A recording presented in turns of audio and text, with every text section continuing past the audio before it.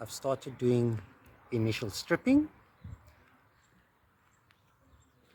I've also taken the roof panel out, the interior panel, and we can see the cross supports are pretty badly damaged.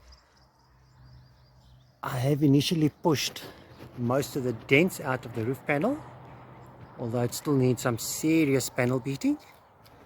Of course, this line here needs a lot of work to get it straight. I've also taken the bonnet off, and I've looked at where the firewall is and where the wiper blade plastic panel comes.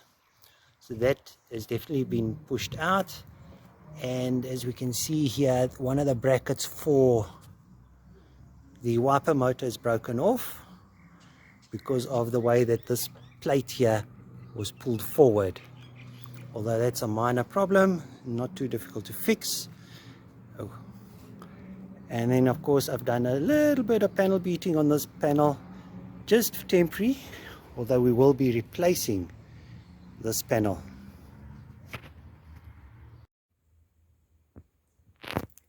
In preparation for panel beating the roof, we've now removed the passenger seat and the back seat, as well as everything inside there. So next step is panel beating this roof back into shape.